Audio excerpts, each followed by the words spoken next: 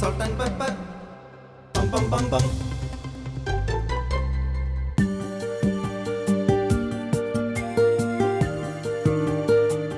Hi, eastern salt and പെപ്പറിലേക്ക് എല്ലാവർക്കും സ്വാഗതം. ഇപ്പം ഞാൻ നിൽക്കുന്നത് നമ്മുടെ തിരുവനന്തപുരത്തെ സ്റ്റാച്ചു എല്ലാവർക്കും അറിയാം, സെക്രട്ടേറിയറ്റ് സ്ഥിതി ചെയ്യുന്ന സെക്രട്ടേറിയറ്റിൻ്റെ തൊട്ട് സൈഡിലായിട്ട്, തൊട്ട് ബാക്കിലായിട്ടെന്ന് വേണമെങ്കിൽ പറയാം, സെൻട്രൽ സ്റ്റേഡിയം കഴിഞ്ഞിട്ട് വരുന്ന അമ്പലമാണ് തിരുവനന്തപുരത്തെ ഏറ്റവും പ്രശസ്തമായ ഗാന്ധാരി അമ്മൻ കോവിൽ. എന്താ ഇത്ര ഭക്തി എന്നു പറഞ്ഞു കഴിഞ്ഞാൽ മറ്റൊന്നുമല്ല, നമ്മുടെ മിഥുന മാസത്തെ തള്ളി നീക്കിയിട്ട് കർക്കിടക മാസം കടന്നു വരികയാണ് നമ്മുടെ മലയാളികൾക്കിടയിലേക്ക്. മലയാളികളെ സംബന്ധിച്ച് കർക്കിടകം എന്ന് പറയുന്ന നല്ല കാര്യങ്ങൾ ഒന്നും ചെയ്യാതെ മാറ്റിവെക്കുന്ന ഒരു മാസമാണ്. അല്ലെങ്കിൽ പ്രത്യേകിച്ച് ചികിത്സകൾക്ക് വേണ്ടിയിട്ടും ഒക്കെയാണ് കർക്കിടക മാസത്തെ മാറ്റിവെക്കുന്നത്. ഈ കർക്കിടക മാസത്തെ രാമായണ മാസമായിട്ട് എല്ലാവരും മലയാളികളെല്ലാം ആചരിക്കാറുണ്ട്. മറ്റൊന്നുമല്ല, ഞാനും ഒന്ന് കുറിയിട്ടോട്ട് വന്നേക്കാം. കർക്കിടക മാസത്തെ രാമായണ മാസമായിട്ട് എല്ലാ അമ്പലങ്ങളിലും പ്രത്യേക പൂജകളും ഒക്കെ ഉണ്ട്. കർക്കിടകത്തിൽ നല്ലത് വരാൻ വേണ്ടിയിട്ട് മാത്രമാണ് അങ്ങനെ കർക്കിടക മാസത്തിൽ ഇത് ചെയ്യുന്നത്. അപ്പോൾ തൽക്കാലം ഞാൻ ഈ അമ്പലത്തിൽ നിന്ന് തൊഴുതിറങ്ങി കർക്കിടക മാസത്തിലെ പുതിയൊരു പാചകമായിട്ട് ഇറങ്ങാൻ പോവുകയാണ്. ഈ അമ്പലത്തിനെ കുറിച്ച് പറയുമ്പോൾ, കുട്ടിക്കാലത്ത് ഞാനിവിടുത്തെ യൂത്ത് വിങ് ഉണ്ടായിരുന്നു, എൻ്റെ സെക്രട്ടറിയും കൂടെ ആയിരുന്നു ഞാൻ ഇവിടെ ആയിരുന്നു താമസിച്ചിരുന്നത്. ഇനിയാണ് ഗാന്ധാരി അമ്മൻ കോവിലിൻ്റെ നേരെ ഓപ്പോസിറ്റ് എതിർവശത്തായിട്ട് കാണുന്നു. അതും ഈശ്വരൻ തന്നെയാണ് അവിടെ ഇരിക്കുന്നത്, ശ്രീ ഗുരുവായൂരപ്പൻ ഹോട്ടൽ. ഇവിടെ ഒരുപാട് മഹാന്മാരൊക്കെ വന്ന് ആഹാരം കഴിച്ചും തങ്ങിയിട്ടും ഇപ്പോഴും പണ്ടത്തെ ഒരു ഓർമ്മ വെച്ചിട്ട് വിസിറ്റ് ചെയ്യുകയും ചെയ്യുന്ന ഒരു ഹോട്ടൽ കൂടെയാണ്. എന്തായിരുന്നാലും ഈ മാസം ഏറ്റവും കൂടുതൽ നമ്മൾ ഇഷ്ടപ്പെടുന്ന ഒരു വിഭവം തന്നെയാണ് നിങ്ങളുടെ മുന്നിലേക്ക് വരുന്നത്. ഈസ്റ്റേൺ സോൾട്ട് ആൻഡ് പെപ്പറിലേക്ക് ഞാൻ കടന്നു ചെല്ലുകയാണ്. ശ്രീ ഗുരുവായൂരപ്പൻ ഹോട്ടലിലേക്ക് വരൂ.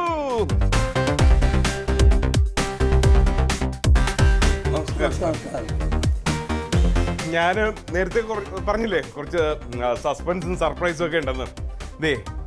അതാണ് ഈ കാണുന്നത്, നമ്മുടെ കുട്ടികളുടെ പ്രിയങ്കരനായ, അല്ലെങ്കിൽ ഇന്ത്യ കണ്ട ഇന്ത്യക്കാർ ഒരുപാട് സ്നേഹിച്ച ഡോക്ടർ APJ അബ്ദുൽ കലാം.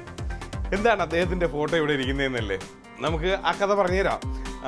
ഈ ഇരിക്കുന്നതാണ് ഗുരുവായൂരപ്പൻ ഹോട്ടലിൻ്റെ ഓണർ, പരമേശ്വരൻ നായർ എന്നാണ് പേര്. നമസ്കാരം സാർ. നമസ്കാരം. അബ്ദുൽ കലാമിന്റെ ഫോട്ടോ ഗുരുവായൂരപ്പനിൽ വന്ന കഥ തിരുവനന്തപുരം നിവാസികൾക്കെല്ലാം അറിയാം. എന്നാലും സാറിന്റെ വായിൽ നിന്ന് അത് കേൾക്കാനൊരു ആഗ്രഹം. അതായത് അദ്ദേഹം ഫസ്റ്റിൽ ഇവിടെ വന്നത് ഇവിടെ ഇന്ദിരാഭവൻ ലോഡ്ജ് ഡി റോഡ്, അവിടെയാണ് താമസിച്ചത്. അവിടെ ഒരു വാച്ചർ ചായ വയ്ക്കാൻ വരും. എന്നെ ഒരു പ്രാന്തം വന്നിരുക. അപ്പോൾ ഒരു ദിവസം നമ്മൾ എനിക്ക് വിളിച്ചോണ്ടോ അതാണ് നോക്കട്ടെ. അപ്പോൾ അദ്ദേഹം രാവിലെ ബുക്കുമൊക്കെ ആയിട്ട് ISR പോകുന്ന ബസ്സിൽ പോകുന്ന ഇവിടെ. അപ്പോൾ അതിൻ്റെ പിറകെ അണ്ണാച്ചി വന്നു. അണ്ണാച്ചി എന്നെ കണ്ണ് കാണിച്ചു. ഞാൻ എണീച്ചു. കുറച്ചു കാലം അദ്ദേഹം ഓടിക്കൊണ്ടുവന്നിട്ട് ബുക്ക് വിളയിക്കും, നിന്നും കൊണ്ട് 2 അപ്പം ഗ്ലാസ് പാൽ കുടിക്കും, അങ്ങ് ഓടും. അപ്പോൾ കുറച്ചു കാലം കഴിഞ്ഞപ്പോൾ ഇത് എനിക്കൊരു ഗുരുവായൂരപ്പൻ തന്ന അനുഗ്രഹം, നീ സൂക്ഷിച്ചോ, ആൾ വലിയവനാണ് എന്നുള്ള തോന്നൽ എനിക്ക് മനസ്സിനൊക്കെ തന്നു.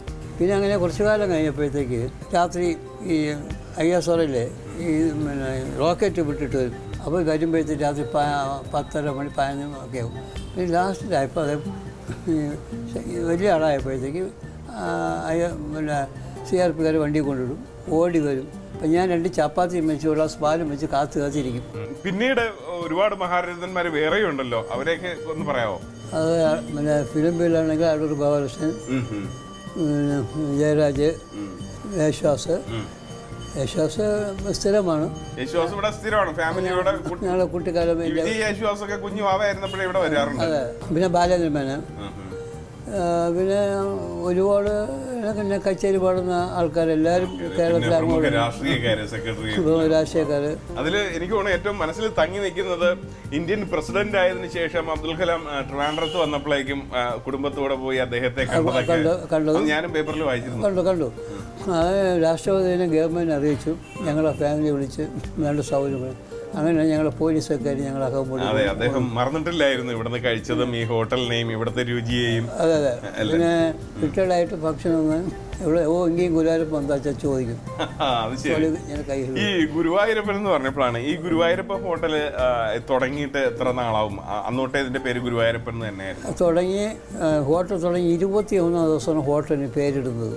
ഹോട്ടൽ തുടങ്ങി 21 ദിവസം കഴിഞ്ഞിട്ടാ. ഉച്ചയ്ക്ക് ഞാൻ ഊണ് കഴിഞ്ഞിട്ട് 5 പേർ നറുക്കിട്ടു.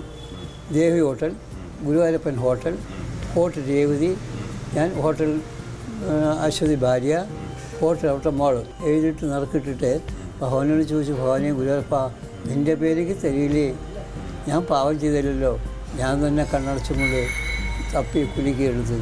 ആഹാ, ഇത് എത്ര വർഷമാകും? 42 കൊല്ലായി. ഇവിടെ ഔഷധക്കഞ്ഞി, അത് ഗുരുവായൂരപ്പ ഹോട്ടലിലാണ് തനത് രീതിയിലുള്ള ഔഷധക്കഞ്ഞി, കർക്കിടക കഞ്ഞി കൊടുക്കുന്നതെന്ന്. അത് നിങ്ങൾ വർഷങ്ങളായിട്ട് ചെയ്തുകൊണ്ടിരിക്കുകയാണ്. അത് തിരുവനന്തപുരത്ത് ഇവിടെയാണെന്ന് കേട്ടിട്ടുണ്ട്. നമുക്കപ്പോ അതിന്റെ കൗതുക വിശേഷങ്ങളിലേക്കും അതിലേക്കും നമ്മുടെ ക്യാമറ ഒന്ന് കൊണ്ടുപോയാലും. അത് കൊണ്ടുപോകാം. കർക്കിടക കഞ്ഞി, അതാണ് ഇന്നത്തെ സർപ്രൈസ്. പിന്നെ ഇനിയുണ്ട് കേട്ടോ കുറച്ച് സർപ്രൈസുകൾ. അതായത് നമ്മൾ ഈ പറഞ്ഞ പണ്ടത്തെ ചില ഫോട്ടോസും, യേശുദാസ് വന്നതും അബ്ദുൽ കലാം സാർ ഇവിടെ വന്നതും അങ്ങനെയായിട്ടുള്ള കുറേ പഴമയുടെ ഫോട്ടോസൊക്കെ ഇവിടെ ഉണ്ട്. നിങ്ങൾ അതൊക്കെ ഒന്ന് കണ്ടുവരൂ. അപ്പോഴേക്കും ഞാൻ ഈ കർക്കിടക കഞ്ഞിക്കുള്ള ചുറ്റുവട്ടമൊക്കെ ഒന്ന് ഉണ്ടാക്കി തയ്യാറാക്കി വരട്ടെ. അതുവരേക്കും ഈസ്റ്റേൺ സോൾട്ട് ആൻഡ് പെപ്പറിൽ ഒരു ചെറിയ ബ്രേക്ക്.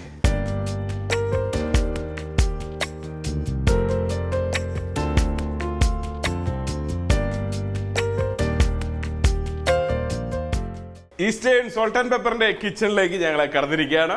എല്ലാവർക്കും സ്വാഗതം. ഇനി വരുന്ന 30 ദിവസവും എല്ലാ മലയാളികളല്ല സകല മനുഷ്യരും ജീവിതത്തിൽ ഉൾപ്പെടുത്തേണ്ടുന്ന ഒരു വിഭവമാണ് ഇന്ന് തയ്യാറാവാൻ പോകുന്നത്. അതെ, നമ്മുടെ കർക്കിടക കഞ്ഞി. ചേട്ടന്റെ പേര് ശ്രീകുമാർ. ചേട്ടന് നമ്മുടെ ഗുരുവായൂരപ്പ ഹോട്ടലുമായിട്ടുള്ള ബന്ധം? എൻ്റെ അമ്മാവനാണ് പരമേശ്വരൻ നായർ ഈ സ്ഥാപനത്തിന്റെ. അപ്പൊ എന്തൊക്കെയാണ് കർക്കിടക കഞ്ഞിക്ക് ശരിക്കും വേണ്ട? അതാണ് നമുക്ക് അറിയേണ്ടത്. എല്ലാവർക്കും കർക്കിടകത്തിന് കഞ്ഞി കുടിക്കണമെന്ന് അറിയാം, പലരും പയർ കഞ്ഞിയൊക്കെ വെച്ച് കുടിക്കാറുണ്ട്. ശരിക്കും എന്തൊക്കെയാണ് വേണ്ടത്? പച്ചില മരുന്ന്, ഉലുവ, ഇന്ദുപ്പൂ, പൊടിമരുന്ന്, ആശാളി, നവരരി. നവരരി, അതാണല്ലേ ഇരിക്കുന്നത്. ഈ ചുവന്ന കളർ കൊണ്ടാണോ ഈ നവരരി എന്ന് വിളിക്കുന്നത്? ശരിക്കും നവരരി എന്ന് ചോദിച്ചു കഴിഞ്ഞാൽ കടയിൽ മേടിക്കാൻ കിട്ടും? കടയിലല്ല, അങ്ങാടി കടകളിലാണ് കൂടുതലും നവരരി കിട്ടുന്നില്ല. അപ്പോ എന്തൊക്കെയാ വേണ്ടതെന്ന് നമുക്ക് മനസ്സിലായല്ലോ. പക്ഷെ എനിക്കിപ്പോഴും ഒരു സംശയമുണ്ട്. പൊടിമരുന്നും പച്ചില മരുന്നും ഇത് എന്തൊക്കെയാണ് ഇതിന്റെ അകത്തുള്ളതെന്ന് അറിയാൻ പറ്റുമോ? ഇത് നമുക്ക് പാക്കറ്റായിട്ട് വരുന്നതാണ്. പക്ഷെ ഇത് എന്തൊക്കെയാണെന്ന് ആധികാരികമായിട്ട് അറിയണ്ടേ? ഇപ്പൊ നമ്മുടെ തിരുവനന്തപുരം ജില്ലയിലെ ആയുർവേദത്തിന്റെ DMO ആയിരുന്ന ഡോക്ടർ TM ലളിതയാണ് ഇത് നിർമ്മിച്ചിരിക്കുന്നത്. ഭാഗ്യവശാൽ, അതാണല്ലോ സോൾട്ട് ആൻഡ് പെപ്പറിന്റെ പ്രത്യേകത, ഡോക്ടർ ഇവിടെ വന്നിട്ടുണ്ട്. നമുക്ക് ഡോക്ടറിനോട് തന്നെ ഇതിനെക്കുറിച്ച് ചോദിക്കാം. ഇതിന്റെ ആരോഗ്യ ഗുണങ്ങളെക്കുറിച്ചും സവിശേഷതകളെക്കുറിച്ചൊക്കെ ഡോക്ടറുമായിട്ട് തന്നെ നിന്ന് കുക്ക് ചെയ്യാം. അതല്ലേ രസം? അതെ, അതാണ് നല്ലത്. Eastern salt and pepper. നമസ്കാരം ഡോക്ടർ. നമസ്കാരം. അപ്പോൾ ഡോക്ടറാണ്. ഡോക്ടർ ഇപ്പോ സർവീസിൽ നിന്ന് റിട്ടയർ ചെയ്തു. ഇപ്പോ ഇത് എനിക്ക് തോന്നുന്നു ഇത് പലയിടത്തും വാങ്ങാൻ കിട്ടുന്നുണ്ടല്ലേ? ഡോക്ടർ തന്നെ ഞാൻ തന്നെ തയ്യാറാക്കുന്നതാണ്. എനിക്ക് ഒരു ഫാർമസി ഉണ്ട്, കൃഷ്ണ ആയുർവേദ് പുളിമൂട്. പുളിമൂട് അവിടെയാണ് മെയിനായിട്ട്. പിന്നെ കുന്നംപുറത്ത് മാധവ് ആയുർവേദ് എന്നുണ്ട്. അവിടെ രണ്ടിടത്തും ഉള്ള ഇത് ശേഖരിക്കുന്നുണ്ട്.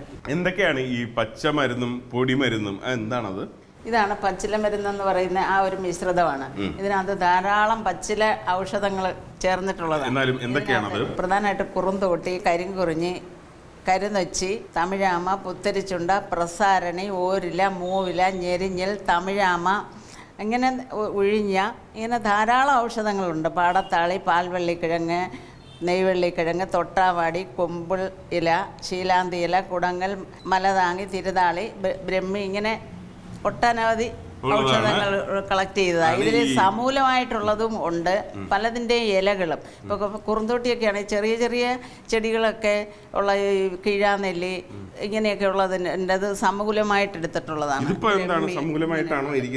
ഈ പറഞ്ഞ ഔഷധങ്ങളുടെയൊക്കെ ഇലയും സമൂലമായിട്ടുള്ള ചെടികളും ചേർത്ത് ഒരു മിശ്രിതമായിട്ട് അത് നന്നായിട്ട് ക്ലീൻ ചെയ്ത് കഴുകി ഉണക്കി പൊടിച്ച പൊടിയാണ്.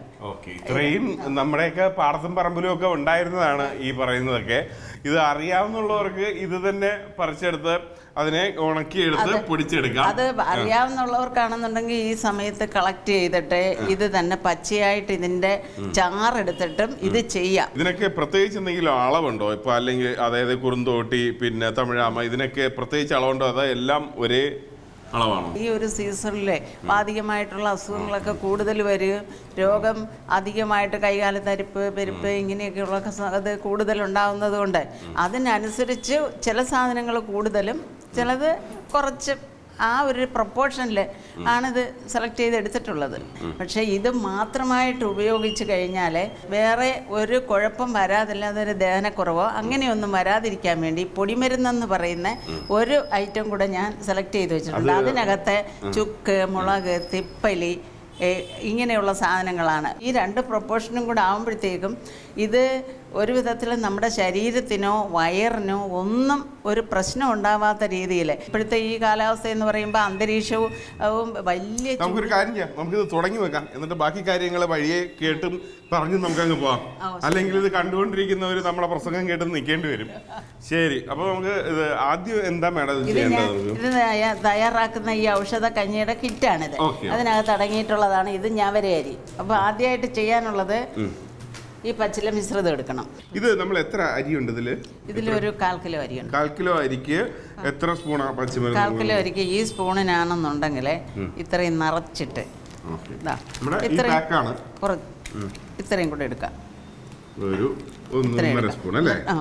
എന്നിട്ട് അത് വെള്ളത്തിൽ കലക്കണം.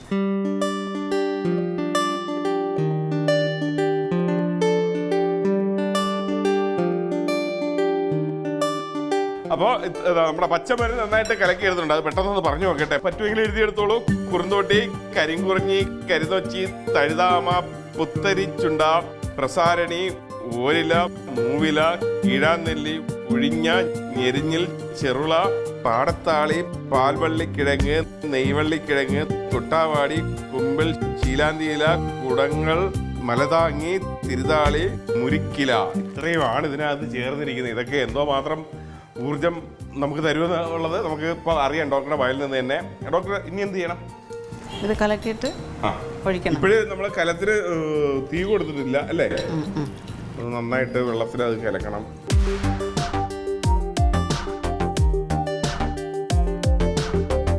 ഇത് കുക്ക് ചെയ്യാനായിട്ട് മൺകലമാണോ ഏറ്റവും നല്ലത്? ഏറ്റവും നല്ലത് മൺകലമാണ്. ആണല്ലേ? മറ്റേ സ്റ്റീൽ കലത്തിൽ വെച്ചെന്ന് പറഞ്ഞ് കുഴപ്പമൊന്നുമില്ലല്ലേ? കുഴപ്പമൊന്നുമില്ല. ഇനി എന്താണ് അടുത്ത സ്റ്റെപ്പ്? അടുത്ത ഈ അരി കഴുകിയിടണം. അപ്പൊ ഇതൊന്ന് ചൂടാവുകയും വേണം, ഇതൊന്ന് കഴുകുകയും വേണം അല്ലേ? ഇതാ വരുന്നു.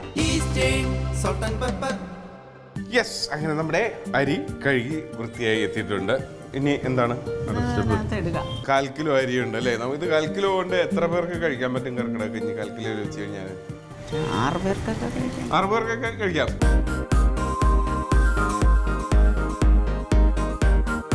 ഇത് കുടിക്കുന്നതിന് പഥ്യമല്ലോ നോക്കണോ?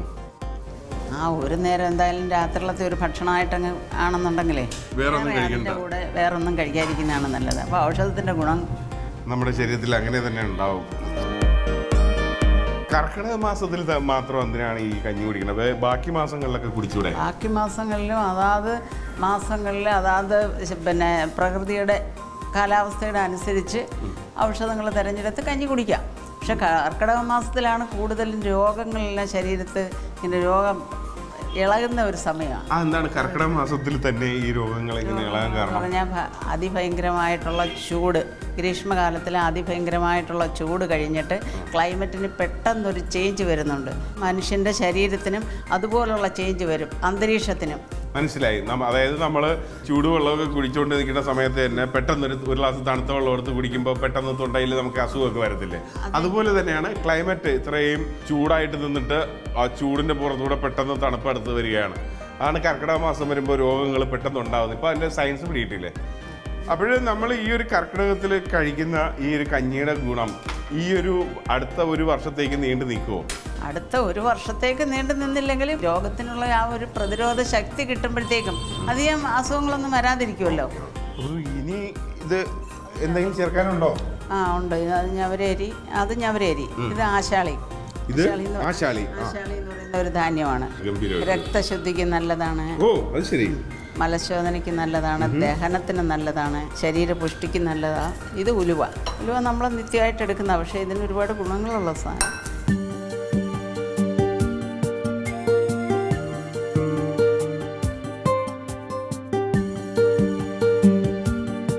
ഇപ്പോൾ 2 ടീസ്പൂണ് ഒരു അരിപ്പിൽ വെച്ചിട്ട് തന്നെ നന്നായിട്ട് കഴുകി എടുത്തിട്ട് ഇതിലോട്ട് ചേർത്തിട്ടുണ്ട് നമ്മുടെ നവര അരിയുടെ കൂടെ. അപ്പോൾ ഇനി നമ്മുടെ ഇതൊന്ന് പാകമായിട്ട് വരണം. അപ്പോൾ പാകമായിട്ട് വരാനായിട്ട് കുറച്ചൊരു 5 മിനിറ്റെങ്കിലും വേണ്ടി വരുമല്ലേ ഡോക്ടറെ? തിളച്ച് വരുന്നതിന് 5 മിനിറ്റ്. ഓക്കെ, അപ്പോൾ നമുക്കൊരു 5 മിനിറ്റ് സമയമുണ്ട്. ഈ തിളച്ച് കഴിഞ്ഞിട്ട് എന്തൊക്കെയോ പരിപാടികളുണ്ട്. അതാണ് നമ്മുടെ പൊടിമരുന്ന് ചേർക്കാൻ പോകുക അല്ലേ? പൊടിമരുന്നും ഒരു സ്പൂൺ, ഒരു വലിയ ടീസ്പൂൺ എന്ന് പറയാം. പൊടിമരുന്ന് എന്താണെന്ന് ഞാൻ നേരത്തെ പറഞ്ഞത് എല്ലാവർക്കും ഓർമ്മയുണ്ടാവുമല്ലോ. അയമോദകം, ചുക്ക്, തിപ്പല്ലി, കൊത്തമല്ലി, ജീരകം, ചെറുപുന്നയരി, നറുതണ്ടിക്കിഴങ്ങ്, അമുക്കുരം, നറുക്കുമൂലം, കൊടുവേലിക്കിഴങ്ങ്.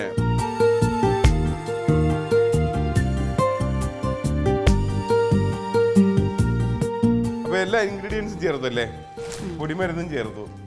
ഇനി എന്തെങ്കിലും ചേർക്കാനുണ്ടോ? ഇല്ല. ഇനി ലാസ്റ്റിലുണ്ട് വെന്ത് കഴിയുമ്പോൾ തേങ്ങാപ്പാല്, ഇന്ദുപ്പ്. എന്താണ് ഈ ഇന്ദുപ്പ് ചേർക്കണം? നമ്മളെ സാധാരണ ഇന്ദുപ്പിന്റെ ഔഷധ ഗുണം എന്താണ്? ഇന്ദുപ്പ് രക്തത്തെ കട്ടി പിടിക്കാതിരിക്കുന്നതിന് നല്ലതാണ്. പിന്നെ നമ്മൾ റോക്ക് സാൾട്ട് എന്ന് പറയും, അത് കടലിൽ നിന്ന് നേരെ എടുത്ത, വേറെ പ്രോസസ്സ് ഒന്നും ചെയ്യാതെ വരുന്നതല്ലേ. അപ്പോൾ അതിൻ്റെതായിട്ടുള്ള ആ ഒരു യാതൊരു ദോഷവും ഇല്ല.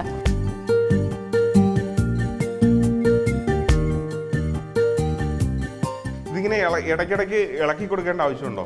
ഉണ്ട്, തീർച്ചയായും ഉണ്ട്. കാരണം ഈ അരി അടിയിൽ പിടിക്കും. അടിയിൽ പിടിച്ചാൽ അതിൻ്റെ ടേസ്റ്റ് അങ്ങ് മാറിപ്പോകും, ടേസ്റ്റും ഗുണവും മാറിപ്പോകും. അപ്പോൾ അങ്ങനെയുണ്ട്. അപ്പോൾ ഇതൊന്ന് ഇടയ്ക്ക് ഒന്ന് ഇളക്കി കൊടുക്കണം. പിന്നെ തിളച്ച് ഇത് വേകുന്നതിന് മുമ്പേ തിളച്ച് കളയാൻ സമ്മതിക്കരുത്. അപ്പോൾ ഇവിടെ ചേട്ടൻ അതിൻ്റെ ഫ്ലെയിമൊക്കെ അഡ്ജസ്റ്റ് ചെയ്യുന്നുണ്ടായിരുന്നു.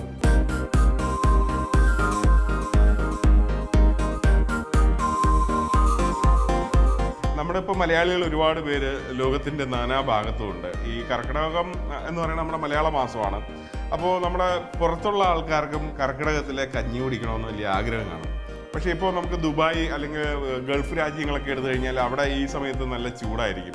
അപ്പോൾ അവർ എങ്ങനെ ഈ കർക്കിടക മാസത്തിൽ അവർ കഞ്ഞി കുടിച്ചു കഴിഞ്ഞാൽ കാലാവസ്ഥ അവരെ പ്രതികൂലമായിട്ട് ബാധിക്കില്ല. ഈ ചൂട് സമയത്ത് കഴിക്കത്തക്ക രീതിയിലുള്ള ചൂടും തണുപ്പും ഒക്കെ മെയിൻറ്റെയിൻ ചെയ്ത് പോകത്തക്ക രീതിയിലുള്ള ഒരു കൂട്ടാണ് ശരിയാക്കുന്നത്. അവിടെ ഇല്ല, രാത്രി സമയത്ത് അവർക്കൊരു ഭക്ഷണമായിട്ട് പലരും ഇഷ്ടംപോലെ വാങ്ങിച്ചുകൊണ്ട് പോകുന്നുണ്ട്. അങ്ങനെ നമ്മുടെ കർക്കിടക കഞ്ഞി ഏതാണ്ട് റെഡിയായി കഴിഞ്ഞല്ലേ? ഇനി തേങ്ങാപ്പാലും ഇന്ദുപ്പും ചേർക്കണം. തേങ്ങാപ്പാലും ഒരു ഔഷധം തന്നെയാണ്. ഔഷധമാണ്, ടേസ്റ്റാണ്. കഞ്ഞി കുടിക്കാൻ ടേസ്റ്റും വേണമല്ലോ. അതെ. ശരിക്കും ഇത് തേങ്ങാപ്പാൽ ശരിക്കും കർക്കിടക കഞ്ഞിയിൽ ഒരു ഇൻഗ്രീഡിയന്റ് ആണോ? നിർബന്ധം അല്ല, പക്ഷേ നമ്മളൊരു സാധനം കഴിക്കുമ്പോഴേ ആ ഗുണവും ആ രുചിയും കൂടെ നേരെ ആയാലേ അതിന്റെ ഗുണം കുറച്ചുകൂടെ വളരെ സന്തോഷമായിട്ട് കഴിക്കാമല്ലോ. ഇനി ഉപ്പ് ആവശ്യത്തിന് ഇന്ദുപ്പാണ് ചേർക്കുന്നത്. ഒന്ന് തിളച്ച് വന്നാൽ മതി, ഒരുപാട് തിളച്ച പിരിഞ്ഞു പോകും. ഇത് പിരിയല്ലേ, പാല് ചേർത്തുകൊണ്ട് പിരിഞ്ഞു പോകും. അതുകൊണ്ട് എന്നാ പിന്നെ ഓഫാക്കാം. ശരി, കർക്കിടകമായതുകൊണ്ട് എൻ്റെ വക ഒരു നാടൻ കുരവയും കൂടെ അത്രയേ ഉള്ളൂ. അപ്പോൾ ഇനി ഇത് സെർവ് ചെയ്യാം.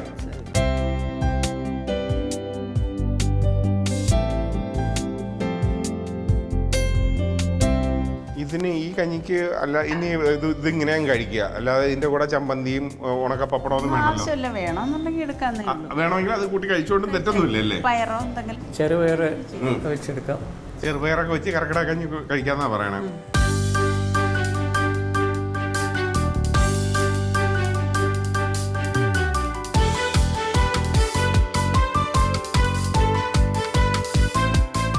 ഡോക്ടർ പറഞ്ഞ പോലെ തന്നെ ആ തേങ്ങാപ്പാൽ ചേർന്നതോടുകൂടി ആ ഔഷധങ്ങളുടെയൊക്കെ ഒരു രുചി കിട്ടി. പക്ഷെ അത് നാവിനെ ഇറിറ്റേറ്റ് ചെയ്യുകയോ ഒരു കയ്പ് തരികയോ ഒന്നും ചെയ്യണില്ല. നല്ല ടേസ്റ്റി ആയിട്ടുള്ള കർക്കിടക കഞ്ഞി. നമ്മൾ സാധാരണ അങ്ങാടിക്കടയുടെ മുന്നിലൂടെയൊക്കെ നടന്നു പോകുമ്പോൾ ഒരു നല്ല മണം കിട്ടത്തില്ലേ? ഒരു നമുക്ക് മലയാളികൾക്ക് മാത്രം അഭിമാനിക്കാൻ പറ്റുന്ന ഒരു മണം. ആ മണം രുചിയായിട്ട് ഈ കഞ്ഞിയിലുണ്ട്. അത് ഈ ആയുർവേദ മരുന്നുകളുടെയൊക്കെ അല്ലേ? ആരോഗ്യപ്രദമായ ഈ കർക്കിടക കഞ്ഞി എങ്ങനെയാണ് ഉണ്ടാക്കുന്നതെന്ന് ഒന്നുകൂടെ കാണണ്ടേ? റീക്യാപ്പ്.